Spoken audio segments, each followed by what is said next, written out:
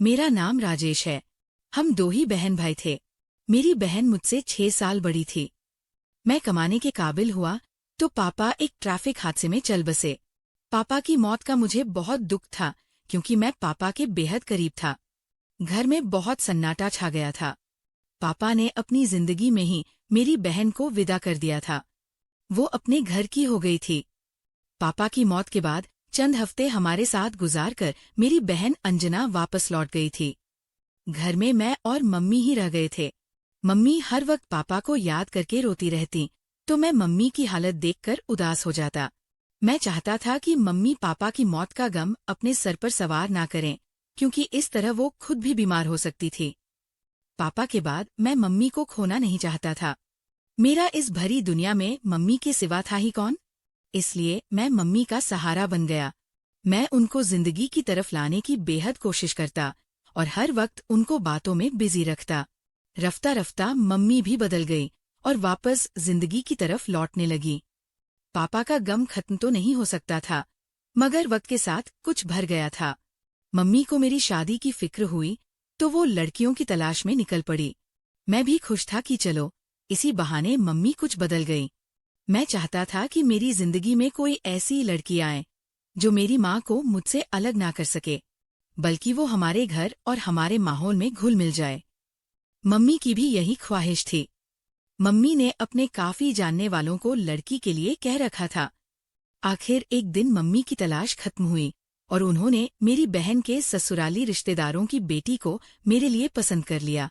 Mummy ने मुझसे मेरी राय पूछी तो भला मुझे क्या ऐतराज होना था। मैं मम्मी की पसंद और मर्जी में खुश था। मैं चाहता था कि मम्मी अपनी पसंद से ही बहू इस घर में लाएं, ताकि बाद में भी मम्मी को वो पसंद ही रहे और मम्मी उसमें कभी कमी ना निकाल सके। लड़की वालों ने भी फौरन ही रिश्ते के लिए हाँ कर दी और मम्मी शादी की तैयारियों में बिजी हो गई। मैं मम्मी को तैयारी करते देखता तो मुस्कुरा देता। दुनिया जहान की कोई ऐसी चीज ना थी जो उन्होंने अपनी बहू के लिए ना ली हो। वो बड़े अरमान और शौक से मेरी बीवी के लिए जोड़े तैयार कर रही थी। मेरी बहन भी उनका भरपूर साथ देती। वो रोजाना ही मम्मी के साथ बाजार जाने को आ जाती थी और दोनों जी भरकर खरीदारी करती। वक्त पर लगाकर गुजरा और मेरी बीवी रागिनी मेरी जिंदगी में चली आई। रागिनी एक हंसमुख और जिंदादिल लड़की थी। उसने मेरी जिंदगी खुशियों से भर दी। उसने जल्दी अपना मकाम मेरे दिल में और इस घर में बना लिया। वो मम्मी की बहुत इज्जत और देखभाल किया करती और मम्मी के आगे पीछे घूमती। मुझे उससे कभी किसी किस्म की कोई शिकायत ना हुई। वैसे अभी हमारी शादी को ज्यादा अरसा नहीं गुजरा था, मगर फिर भी मुझे मालूम हो गया था कि वो अपनी जिंदादिली से कभी भी मम्मी के दिल से नहीं उतरेगी, क्योंकि वो इज्जत करने वाली और ख्याल रखने वाली लड़की थी और दिल की बहुत अच्छी थी। मुझे उसके बारे में काफी कुछ अंदाजा हो चुका था। मुझे अपनी किस्मत पर यकीन नहीं आता था कि मुझे इतनी अच्छी बीवी मिली, जिसने आकर मेरे घर को स्वर्ग बना दिया। वो हर काम वक्त पर करती। उसमें सलीका और तरीका कूट कूट कर भरा हुआ था। दफ्तर में भी सभी लोगों ने महसूस किया था कि मेरे अंदर कितना बदलाव आया था। मुझे खाना हमेशा वक्त पर मिलता और कपड़े धुले धुले तैयार मिलते, तो मुझे दफ्तर पहुंचने में भी किसी किस्म की तकलीफ ना होती। उसके आने से पहले मेरे तमाम काम मम्मी ही किया करती थी, मगर मैं मम्मी को ज्यादा काम नहीं करने देता था और अपना काम खुद करने की कोशिश करता। मगर मैं इस तरीके से काम नहीं कर पाता था जैसे रागिनी किया करती थी। इसलिए मैं अक्सर दफ्तर के लिए लेट हो जाता था और कपड़े मुझसे इस तरीके से इस्त्री ना हो पाते थे जिस तरह एक औरत कर सकती थी। वो मेरे कपड़े इस तरह इस्त्री करती कि कपड़ों पर एक भी सिकन बाकी ना रहती। मैं अपनी जिंदगी में बहुत खुश था और भगवान का शुक्र अदा करता था कि मुझे ऐसी बीवी मिली। रागिनी के आने से हमारे घर में भी रौनक आ गई और मम्मी का भी दिल लग गया था। भगवान ने मुझे 3 साल के अंदर 2 बेटियां दी, तो मेरी खुशी की इंतहा ना रही। मुझे बेटियां बहुत पसंद थी और मेरी बेटियां तो थी भी इतनी प्यारी, बिल्कुल परियों जैसी। मैं अपनी बेटियों पर जान छिड़कता था। रागिनी अब बहुत बिजी हो गई थी। वो अपनी बेटियों के साथ साथ मेरा और मम्मी का बेहद ख्याल रखती और मम्मी को घर के किसी भी काम को हाथ लगाने ना देती। मम्मी भी अपनी पोतियों को पाकर बहुत खुश थी। वो सारा दिन अपनी पोतियों को संभाल कर बैठी रहती। रागिनी घर के कामकाज निपटा लिया करती। दोनों सास बहू में बहुत प्यार था। मैं कभी कभार डर जाया करता था कि कहीं सास बहू के इस प्यार को मेरी नजर ही ना लग जाए। मैंने रिश्तेदारों और आस पड़ोस मोहल्ले वालों में हमेशा ये देखा था कि बहू के आते ही घर बिखर जाया करता था। हमारे मोहल्ले की अक्सर औरतें मम्मी के पास आकर अपनी बहुओं की बुराइयां किया करती थी कि किस तरह उन्होंने उनकी नाक में दम कर रखा है। मैं भी मम्मी के पहलू से लगकर बैठ जाता और मोहल्ले की औरतों को उनकी बहुओं की बुराई करते हुए सुनता। मैं उनको अनोखी सलाह देता कि आप इस तरह अपनी बहू को काबू करने की कोशिश करें। वो औरतें मुझे कहा करती थीं, जब तेरी बीवी आएगी तो तुझे पता चलेगा कि बीवियों और बहुओं को काबू करना नामुमकिन होता है। इसलिए मेरे दिल में डर बैठा हुआ था कि कहीं मेरी बीवी आकर घर को बिखेर कर ना रख दे। मगर ऐसा कुछ नहीं हुआ था। मेरी माँ और बीवी दोनों में बहुत प्यार था। एक दिन हमारी जिंदगी में तूफान आ गया। मेरी बहन शादी के 10 साल बाद विधवा होकर मम्मी के घर पर आ बैठी। मम्मी को जवान बेटी के विधवा होने का बेहद दुख था। उनकी खुशी फिर से उदासी में बदल गई। वो हर वक्त उदास रहा करती और अपनी बेटी को देखकर ठंडी आह भरती। मेरी बहन को शादी के 10 साल बाद भी औलाद ना हुई थी और अब उसका पति भी चल बसा था। वो खुद भी उदास रहा करती। ऐसे में रागिनी ने मेरी बहन और मम्मी को दिलजोई करने में बहुत साथ दिया। वो उन दोनों को दिलासा देकर उन्हें हिम्मत और हौसला देती। मैं भी अपनी बहन का दिल बहलाने में लगा रहता। रागिनी और मैंने मिलकर काफी हद तक मम्मी और अपनी बहन को संभाल लिया था। घर का माहौल फिर से कुछ बेहतर हुआ। मगर कुछ अरसे में ना जाने ऐसा क्या हुआ कि मम्मी ने मुझसे दबेदबे लफ्जों में मेरी बीवी की शिकायतें करना शुरू कर दी। मैं हैरान था कि ऐसा क्या हो गया कि रागिनी ने मम्मी को शिकायत का मौका दे दिया। मैंने 1-2 बार मम्मी की शिकायतें सुनकर रागिनी को डांटा तो वो हैरत से मुझे देखने लगी, लेकिन उसने मुझसे कोई बहस ना की और सिर्फ इतना कहा, मैं कोशिश करूंगी कि आइंदा इनको मुझसे कोई शिकायत ना हो। मगर कुछ अरसे में दोबारा मम्मी को उससे शिकायतें शुरू हुईं। अब की बार तो मम्मी के पास शिकायतों का अंबार था। मैं समझने से नाकाम था कि आखिर ऐसा क्या हुआ। मैंने जाकर रागिनी की खबर ली तो वो भी फट पड़ी। उसने मुझसे मम्मी की ढेरों शिकायतें कर दीं। मैं उसकी शिकायतें सुनकर हैरान था। ना तो मेरी मम्मी ऐसी थी जैसे वो बयान कर रही थी और ना ही रागिनी ऐसी थी जैसे मम्मी ने बयान किया था। मैं उन दोनों को अच्छी तरह जानता था और उनके आपसी संबंध की हमेशा तारीफ किया करता था। मगर ये क्या हो गया था, मैं समझने से नाकाम था। मैंने रागिनी को समझाने की कोशिश की, मगर उसके तेवर देखकर लग नहीं रहा था कि वो मेरी बात सुनने को तैयार थी। उसकी तरफ से मायूस होकर मैंने मम्मी को समझाने की कोशिश की, मगर मम्मी तो मेरी बात सुनकर हैरत से दंग रह गई। अच्छा, तो तुम अब अपनी बीवी की तरफदारी करोगे? मम्मी का ये जुमला सुनकर मैं हैरान था। ऐसा नहीं है मम्मी, मैंने मम्मी को समझाने की कोशिश की। मैं तो सिर्फ ये चाहता हूँ कि घर में पहले जैसी खुशी कायम हो जाए। अब ऐसा मुमकिन नहीं। तुम्हारी बीवी के तेवर बदल गए हैं। शायद उसको मेरी बेटी का यहाँ रहना पसंद नहीं आया, मगर वो और कहाँ जाएगी? उसके बाप का घर है और इस घर में उसका भी हिस्सा है। मैं हैरान होकर मम्मी की बातें सुन रहा था। भला रागिनी को मेरी बहन के यहाँ रहने से क्या एतराज हो सकता है? मैं जानता था कि इस घर में मेरी बहन का भी हिस्सा था। ना तो मैंने और ना ही कभी रागिनी ने उसको यहाँ से जाने के लिए कहा था। मगर मैं मम्मी को समझा ना सका और वो अपनी बात पर कायम रही। मैं चुपचाप वहाँ से उठ गया।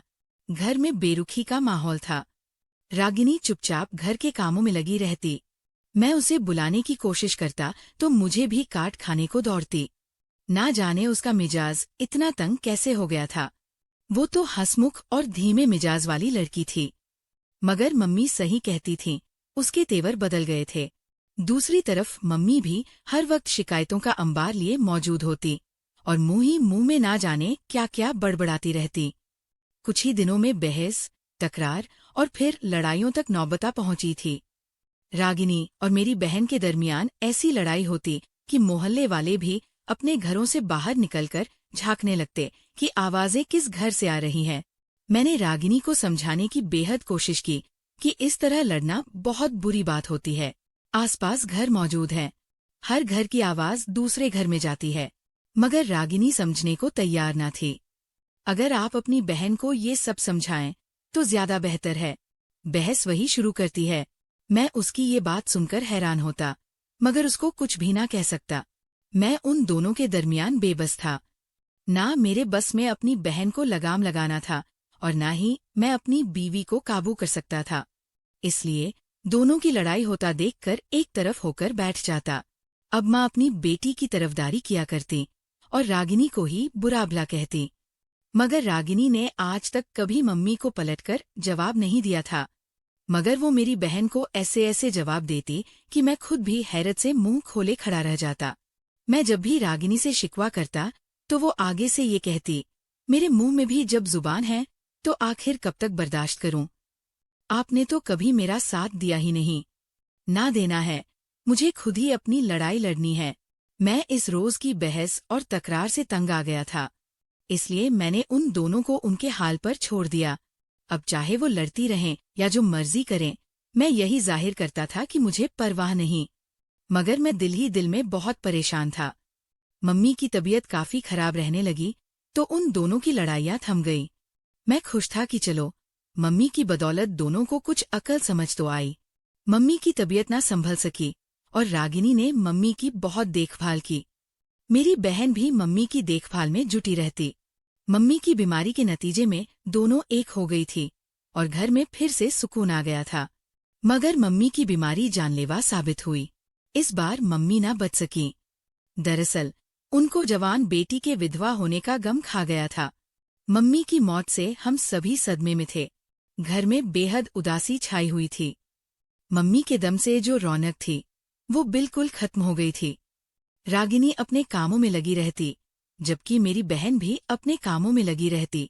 उसको सिलाई करने और स्वेटर बुनने का बहुत शौक था, इसलिए उसने अपने आप को बिजी रखने के लिए वही सिलसिला दोबारा से शुरू कर दिया था। मोहल्ले की औरतें उसके पास अपने कपड़े सिलवाने के लिए आ जाया करती तो उसका भी दिल बहल जाता। मुझे इस बात पर इत्मीनान था कि चलो, दोनों अपने अपने कामों में लगी रहती है और आपस में भले ज्यादा बातचीत नहीं करती, मगर लड़ाई भी तो नहीं होती। मगर ये सुकून कुछ दिनों का ही था।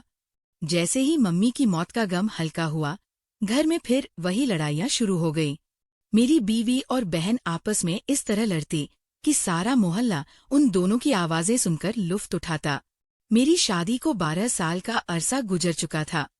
मेरी बड़ी बेटी 11 साल की, जबकि छोटी बेटी 10 साल की हो गई थी। एक दिन अचानक रागिनी काम करते हुए किचन में गिर पड़ी। मैं उस वक्त दफ्तर में मौजूद था। मुझे मेरी बहन का फोन आया तो मैं दफ्तर से दौड़ा चला आया। मैं फौरन रागिनी को लेकर अस्पताल पहुंचा, मगर डॉक्टर की बात सुनकर मैं सदमे का शिकार हुआ। रागिनी दुनिया में ना रही थी। मुझे यकीन नहीं आता था। वो अचानक दिल का दौरा पड़ने की वजह से इस दुनिया को अलविदा कर गई थी। मैं अपनी बच्चियों की तरफ देखता तो मेरा दिल भर जाता। वो दोनों मासूम, छोटी सी उम्र में अपनी माँ के आंचल से दूर हो गई थी। मुझे अपनी बच्चियों के खातिर खुद को संभालना पड़ा। मैं नहीं चाहता था कि मैं उनके सामने टूटकर बिखरूं तो वो और सदमे का शिकार हो जाए। मेरी बहन और बच्चियों की बुआ उन दोनों को संभालती रही। घर का सारा काम भी मेरी बहन चटपट निपटा लिया करती। मेरा दुख तो किसी तौर पर कम नहीं हो रहा था। मेरी बहन का मशवरा था कि मैं दूसरी शादी कर लूं ताकि बच्चों की जिंदगी में माँ की कमी पूरी हो सके, मगर मैं दूसरी शादी नहीं करना चाहता था। मैंने अपनी जिंदगी रागिनी के नाम कर दी थी। उसके मरने के बाद भी मैं उसे बेवफाई करने का सोच भी नहीं सकता था। वैसे भी बच्चियों पर सौतेली माँ लाने से बेहतर था कि वो बिन माँ के ही पल जाएं। और फिर घर में ख्याल रखने के लिए मेरी बहन तो मौजूद ही थी। इसलिए मैंने उसकी सलाह ना मानी और तन्हा जिंदगी गुजारने लगा। मैंने अपनी जिंदगी अपनी बच्चियों के लिए कुर्बान कर दी। दफ्तर से आने के बाद मैं सारा दिन उनका दिल बहलाने में लगा रहता। मैं उनसे उनकी पढ़ाई के बारे में भी जानकारी लेता था ताकि उनकी पढ़ाई नजरअंदाज ना हो। वो अपनी बुआ का साथ पाकर काफी हद तक बहल गई थी। मुझे दफ्तर की तरफ से दुबई जाने की ऑफर आई तो मैंने अपनी बच्चियों के बेहतर फ्यूचर की खातिर ऑफर कबूल कर ली। वैसे भी अब मेरा कहीं भी दिल नहीं लगता था। मैं अपने घर में और अपने शहर में भी बेसखी था। मेरी बीवी की मौत के बाद से मेरा दिल लगना बेहद मुश्किल था। इसलिए मैंने इस ऑफर को कबूल किया और दुबई आ गया। मेरी बहन ने काफी हद तक मेरी बच्चियों को संभाल लिया। मेरे दुबई जाने का सुनकर उसने बच्चियों को सीने से लगा लिया और कहा, मैं इनको माँ की कमी महसूस नहीं होने दूंगी और अपने कलेजे से लगाकर रखूंगी। माँ बनकर पालूंगी। मैं भी इत्मीनान था। मेरी बच्चियां मेरी बीवी के बाद मेरी बहन से ही अटैच थीं। इसलिए मुझे किसी किस्म की कोई फिक्र करने की जरूरत नहीं थी। मैं दुबई आ गया था और अपनी बहन को महीने के महीने बच्चियों के खर्च के लिए पैसे भेजा करता। मुझे वहां काम करते लगभग 1.5 साल हो गया। मेरी अपनी बहन से तो फोन पर वक्त वक्त पर बात हो जाया करती थी, मगर बच्चियों से बात ना हो पाती थी। जब भी मैं अपनी बच्चियों से बात करने को कहता तो वो कोई ना कोई बहाना बनाकर टाल देती। मुझे नहीं मालूम था कि वो मेरी बच्चियों से मेरी बात क्यों नहीं करवाती। मैं कोई भी वजह समझने से नाकाम था। मुझे दुबई गए 1.5 साल हो गया था। अब मेरा दिल बच्चियों से मिलने को बेताब था। जब मुझे छुट्टी मिली तो मैं बगैर बताए इंडिया चला आया। जैसे ही मैं घर के नजदीक पहुंचा तो घर के कुछ फासले पर मैले कुचले कपड़ों में खड़ी एक भिखन बच्ची को बैठे देखकर मेरा दिल दहल गया, क्योंकि उसकी शक्ल काफी हद तक मेरी छोटी बेटी से मिलती थी। भला मेरी बेटी ऐसे खुले में यहाँ कैसे हो सकती थी? मैं सर को झटककर आगे बढ़ा। जैसे ही दरवाजे के करीब पहुंचा और दरवाजे को खटखटाने लगा तो मेरा कलेजा मुंह को आ गया, क्योंकि मेरी बड़ी बेटी भिखारी के हुलिये में घर के पास ही मौजूद थी। वो भी घर के दरवाजे की तरफ बढ़ रही थी। वो मुझे देखकर चौंक गई और अपनी जगह पर खड़ी रह गई। मैं फौरन उसकी तरफ बढ़ा। अब की बार मैं पहचान गया था, वो मेरी ही बेटी थी। मैंने उसको जाकर बाजू से पकड़ा तो उसकी आंखों में आंसू भर आए। ये सब क्या है? मैंने कांपती हुई आवाज में पूछा, तो वो रोती हुई मेरे सीने से जा लगी। बुआ ने हमें कहा है कि तुम्हारे पापा कोई पैसे नहीं भेजते, इसलिए बाहर से कमा कर लाओ तो ही खाना मिलेगा। हम दिन भर की दिहाड़ी इकट्ठी करके पहले बुआ के हाथ पर जाकर रखते हैं तो हमें कुछ खाने के लिए मिलता है। अपनी बेटी के शब्द सुनकर मेरे होश उड़ गए। ऐसा कैसे मुमकिन था? मैं तो हर महीने टाइम से पैसे भेजा करता था, और अगर मैं पैसे ना भी भेजता तब भी मेरी बेटियों को भिखारी बनाकर सड़क पर भेजने की बजाय उसे खुद बाहर निकलकर भीख मांगनी चाहिए थी। मैं गुस्से से भरा हुआ था। मैं फौरन ही अपनी बड़ी बेटी का हाथ पकड़कर उसी जगह गया जहां मैंने अपनी छोटी बेटी को खड़े देखा था। वो अभी भी उसी जगह खड़ी थी, जबकि उसकी नजरें जमीन पर झुकी हुई थी। मैंने उसके पास पहुंचकर उसे आवाज दी तो वो मुझे देखकर चौंक गई। पापा, वो मुझसे लिपट गई। मैं अपनी दोनों बेटियों को बाहों में भरे, आंखों में आंसू लिए घर की तरफ चल दिया। मैंने दरवाजे पर दस्तक दी तो मेरी बहन ने दरवाजा खोला। वो मुझे अपने सामने खड़ा देखकर हैरान रह गई, जबकि मेरी दोनों बेटियां भी ऐसे हुलिये में मेरे इर्द गिर्द खड़ी थीं। मेरी बहन के चेहरे के रंग ही उड़ गए थे। तुम कब आए? वो मुझसे पूछने लगी। मैंने उसकी बात का कोई जवाब ना दिया और गुस्से से अंदर दाखिल हो गया। मैंने दरवाजा बंद किया और अपनी बहन पर भड़क उठा। तुम्हें शर्म नहीं आती मेरी बेटियों से भीख मंगवाते हुए? मैं हर महीने के महीने खर्चे के पैसे भेजता था। कहाँ है वो पैसे? तुम उनके साथ क्या करती हो जो तुम्हें मेरी बेटियों को 2 वक्त का खाना देने के लिए भी इनसे भीख मंगवानी पड़ी? मेरा बस नहीं चल रहा था कि मैं अपनी बहन को जान से ही मार डालूं, मगर मम्मी ने मेरी ऐसी परवरिश नहीं की थी। मेरी बहन ने जो कुछ मेरी बेटियों के साथ किया था, मेरे लिए उसे कबूल करना आसान नहीं था। मेरा बस चलता तो अभी के अभी अपनी बहन को घर से निकालकर चलता कर देता, मगर वो अभी कहाँ जाती? उसका मेरे सिवा कोई ठिकाना नहीं था। लेकिन उसे भी ऐसे भीख मांगनी चाहिए जैसे उसने मेरी बच्चियों से भीख मंगवाई। मैं ये सब सोचते हुए गुस्से से जोर जोर से बोल रहा था, जबकि वो चुपचाप खड़ी मुझे देख रही थी। मुझे नफरत है तुम्हारी बच्चियों से, बहुत नफरत है, वो बोली तो मैं हैरान होकर उसका चेहरा देखने लगा। ये तुम क्या कह रही हो? इतनी छोटी बच्चियों ने तुम्हारा क्या बिगाड़ा है जो तुम उनसे नफरत की इंतहा पर पहुंच गई? इनको भिखारी ही बना दिया। क्योंकि ये रागिनी की बच्चियां हैं, वो सुकून से बोली। मैं चौंक गया। क्या मतलब कि रागिनी की बच्चियां हैं? तुम रागिनी से इस तरह की नफरत करती थी कि तुमने उसके बच्चों को इस हाल तक पहुंचा दिया? मुझे बिल्कुल भी मालूम नहीं था। तुमने तो जमानत ली थी कि तुम इन बच्चियों को माँ बनकर पालोगी। क्या माँ अपनी औलाद के साथ ऐसा सुलूक करती है? और तुम ये भूल गई कि उसके बच्चों के साथ साथ ये मेरी बच्चियां भी है। रागिनी मेरा घर बर्बाद करने की जिम्मेदार थी। उसने मुझे बर्बादी की तह तक पहुंचा दिया। तो फिर मैं उसकी बच्चियों को क्यों ना तबाह बर्बाद करती? जाने वो क्या बोल रही थी। वो घर में अकेली थी, इसलिए मुझे लग रहा था कि उसका दिमाग खराब हो गया है। तुम पागल तो नहीं हो गई? क्या कहे जा रही हो? मैं गुस्से में खड़ा था, मगर उसके सुलूक में कोई फर्क नहीं आया। वो सुकून सा चेहरा लिए, कमर पर हाथ रखे, कुर्सी पर जमकर बैठ गई, जबकि मैं हैरान परेशान खड़ा उसे देखता रह गया। शादी के 10 साल बाद तक मुझे औलाद नसीब न हुई थी। मेरा पति चाहता था कि वो दूसरी शादी कर ले। उसकी माँ ने उसके कानों में ये बात डाली थी कि वो अपने रिश्तेदारों की लड़की को उसके लिए ब्याह कर ले आएगी। रागिनी का नाम सुनकर उसकी भी लार टपक गई, क्योंकि वो बेहद खूबसूरत थी। इसलिए वो चाहता था कि वो भी रागिनी से शादी कर ले। रागिनी का घराना ज्यादा खाता पीता घराना न था, जबकि मेरा पति बहुत ही अमीर और कबीर खानदान से ताल्लुक रखता था।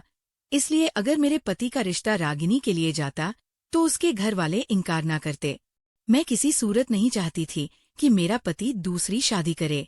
अगर मैं औलाद नहीं पैदा कर सकती थी तो इसमें मेरा कोई कसूर ना था। ये तो रब की मर्जी थी। मैंने उसको समझाने की बहुत कोशिश की, मगर वो ना माना। उसने यही कहा कि जैसे मेरे माँ बाप चाहते हैं मैं वैसा ही करूँगा, और अगर वो चाहते हैं कि मैं औलाद के लिए दूसरी शादी करूँ तो मैं दूसरी शादी करके रहूँगा। मैं उसके रवैये पर हैरान थी। मैंने अपनी तरफ से उसकी देखभाल में कभी कोई कमी नहीं आने दी थी, और इस सब का सिला उसने मुझे ये दिया था कि दूसरी शादी करने को तैयार था। मैंने अपने सास ससुर की सेवा में भी कभी कोई कमी नहीं छोड़ी थी, और अपनी जिंदगी के अच्छे दिन भी उनकी सेवा में गुजारे थे, जबकि मेरे खराब वक्त में वही मेरे खिलाफ डटकर खड़े हो गए थे और अपने बेटे को दूसरी शादी के लिए उकसा रहे थे। मैं बिल्कुल तन्हा थी। मेरा साथ देने के लिए कोई भी तैयार नहीं था। मैंने अपने पति की बहुत मिन्नत तक की, मगर वो नहीं माना, तो मैं भी जिद पर उतर गई। मैंने उससे लड़ाई झगड़ा शुरू कर दिया। अब तो वो बिल्कुल ही डट गया कि वो दूसरी शादी करके रहेगा। अब मेरी सास रागिनी के घर रिश्ता भेजने का प्लान बनाने लगी। इससे पहले कि रागिनी के घर रिश्ता जाता, मैंने मम्मी को कहा कि वो तुम्हारे लिए रागिनी का रिश्ता भेज दें। मम्मी ने ऐसा ही किया और रागिनी के घर वालों ने तुम्हारा रिश्ता कबूल कर लिया। मैंने जल्द से जल्द तुम्हारी शादी करके रागिनी को तुम्हारे साथ विदा करवा लिया। मैंने ऐसा सिर्फ इसलिए किया कि मेरे पति दूसरी शादी ना कर पाए। मेरा पति मेरी चालाकी पर हैरान परेशान रह गया। उसे उम्मीद नहीं थी कि मैं इस हद तक चली जाऊंगी कि उसको दूसरी शादी से रोकने के लिए अपने भाई की शादी रागिनी से करवा दूंगी, मगर मैं ये कर चुकी थी। वो हाथ मलकर रह गया। मैं किसी और लड़की से दूसरी शादी करूंगा, पर मैं दूसरी शादी करके ही रहूंगा। मेरे पति ने मुझे उंगली दिखाकर चुनौती दी थी, मगर मुझे अब कोई परवाह ना थी, क्योंकि वो किसी से भी दूसरी शादी करता तो करता, मगर मैं नहीं चाहती थी कि वो रागिनी से किसी सूरत शादी करे, क्योंकि मैं जानती थी कि वो चंद दिनों में मेरे सास ससुर और मेरे पति के दिल में अपना घर बना लेगी। मैं उसके अच्छे बर्ताव और उसकी नरम दिली के बारे में जानती थी। रागिनी के अलावा वो मुझ पर कोई भी सौतन ले आता, मुझे कोई परवाह न थी। एक दिन हमारा झगड़ा इतना बड़ा हुआ कि मेरे पति ने गुस्से में आकर मुझे तलाक दे दी और घर से चला गया। वो गुस्से से घर से निकला था, इसलिए अपनी गाड़ी किसी दूसरी गाड़ी से टकरा बैठा और हादसे का शिकार होकर जिंदगी से चला गया। उसकी मौत की वजह से मेरी इज्जत रह गई और मैंने बाकी की जिंदगी उसकी विधवा बनकर गुजार दी, वरना वो मुझे बाकी की जिंदगी तलाकशुदा बनाकर गुजारनी पड़ती। मुझे रागिनी पर बेहद गुस्सा था, हालांकि मैं जानती थी कि इस सब में उसका कोई कसूर नहीं था। फिर भी वो मुझे इंतहा जहर लगती थी। मैंने मजबूरी में उसे अपनी भाभी बनाया था, वरना वो मेरी भाभी बनने के काबिल नहीं थी। इसलिए मैंने उसे सताने और तंग करने का कोई भी मौका हाथ से नहीं जाने दिया। मैं उसे ताना देती कि मेरा पति उस पर फिदा था और उसने मेरे पति के साथ चक्कर चला रखा था। हालांकि वो बेकसूर थी और वो तो इस बारे में जानती भी ना थी, मगर मैंने उसे तंग करने में कोई कसर नहीं छोड़ी थी। मेरी नफरत उसकी मौत के बाद भी कम ना हुई और उसकी बच्चियों पर उतरने लगी। इसलिए मैंने उसकी बच्चियों को इस हद तक तबाह बर्बाद कर दिया जिस हद तक मैं खुद तबाह और बर्बाद हुई थी। मरने से पहले मेरा पति मुझे तलाक देकर घर से निकला था। अपनी बहन की बात सुनकर मैं अफसोस से अपने बाल नोचने लगा। मैंने रागिनी पर कभी यकीन नहीं किया था। उसने मुझे कहा भी था कि वो अपनी बहन से पूछे कि सब लड़ाई की वजह क्या है, मगर मैंने अपनी बहन से कभी नहीं पूछा। मैं सोच भी नहीं सकता था कि मेरी बहन इस हद तक गिर जाएगी कि वो अपने बदले के लिए उसके साथ इस कदर बुरा सलूक करेगी और नफरत में इस हद तक बढ़ जाएगी कि उसकी बच्चियों को भी नहीं छोड़ेगी। मेरा दिल तो चाह रहा था कि उसे हाथ पकड़कर घर से निकाल दूं, मगर मैं ऐसा नहीं कर सका। वो जैसी भी थी, पर थी तो मेरी बहन ही। इसलिए मैंने अपनी बच्चियों की खुद ही खबर रखनी शुरू कर दी। यही बेहतर था। मैं अपनी बहन को घर से निकाल नहीं सकता था, इसलिए मैंने घर के बीच में दीवार करके 2 हिस्से बना दिए और एक हिस्सा अपनी बहन को दे दिया। दूसरे हिस्से में मैं अपनी बच्चियों के साथ रहने लगा। मैंने दोबारा दुबई जाने का इरादा खत्म कर दिया था और इधर ही रहकर अपनी बच्चियों की बेहतरीन परवरिश करने लगा। मैं नहीं चाहता था कि दोबारा कभी ऐसी हालात से गुजरूं। दोस्तों, इस कहानी को लेकर आपकी क्या राय है? कमेंट बॉक्स में जरूर बताएं।